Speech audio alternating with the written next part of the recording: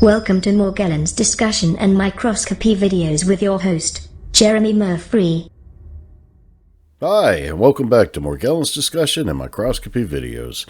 I'm your host, Jeremy Murphy, and we're going to talk about how to get that 2,000 free Ethermorg giveaway.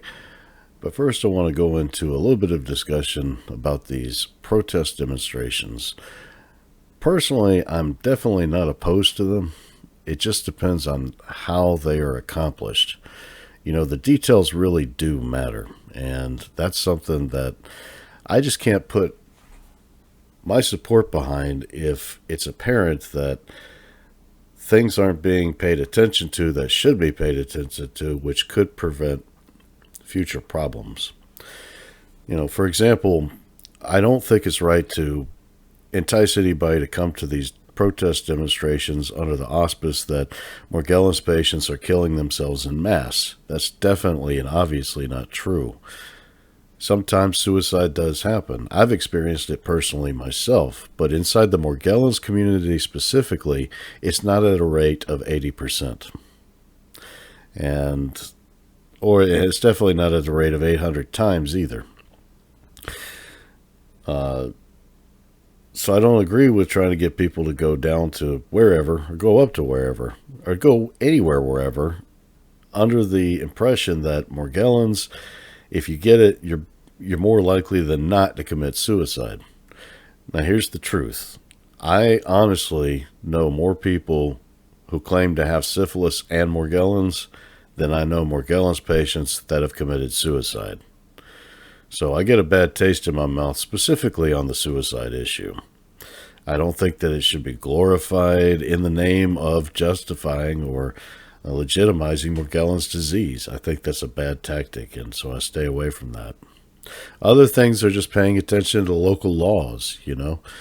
It could be in the state that you're deciding to protest in, they don't like public attachment of flyers or posters or materials relating to the demonstration. I mean, in some states that could be a $1,000 fine and a year in jail, you know. So I want to see people paying attention to, okay, if we're going to go protest somewhere about Morgellons, then let's make sure that what we're doing down there is at least legal, you know, that we're not breaking any laws when we go down there.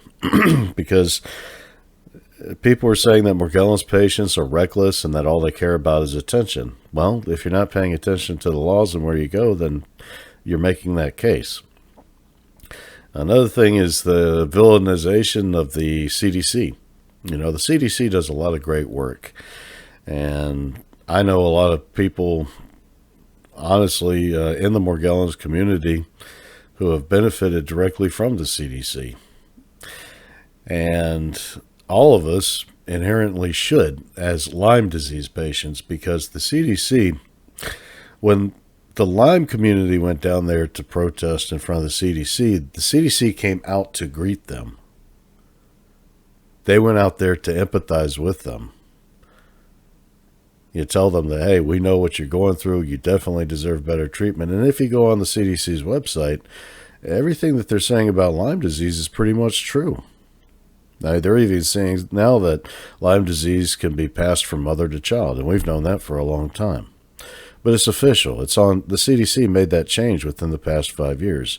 So vilifying the people that work there, the individuals that work there and that are trying to protect us from infectious diseases like tuberculosis, like the flu, like the measles, you know, like these strange parasitic infections that they find in the rivers, like the brain-eating amoebas, the strongyloiditis, the mites. You can go on and on and on. I mean, it's not just Lyme disease that the CDC and the individuals that work there have to deal with. And so vilifying the agency and going out there in front of it and screaming your head off in the name of all Morgellons patients is inaccurate, because when you go down there screaming your head off right outside the gates of the CDC, what Morgellons patients like me and those that follow the show see is a lack of control and an appetite for attention. And that's exactly the claim that people who are opposed to Morgellons being an actual skin condition are saying. They're saying, look, they're reckless. They don't care what's going on. They'll do anything because they're desperate for that attention. And I definitely don't want to see any signs at any demonstrations that say that Morgellons patients are desperate for attention, because that's what a lot of bad doctors will tell their patients, that you're really not suffering. You're just desperate for that attention. Are you done hearing my bullshit? All right, you want some 2,000 free Morgellons cryptocurrencies? Here's what you got to do. We've got this Morgellons survey that's going to close at the end of the year here. It's been online for almost 5 years. And I need that shared out.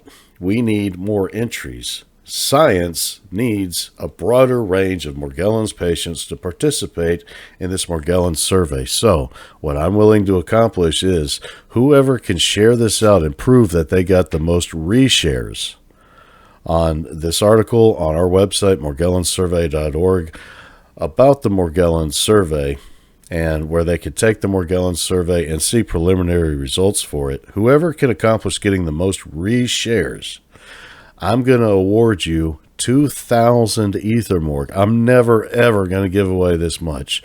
I'm waiting to talk to my associate who I've been working on the Morgellons cryptocurrencies with.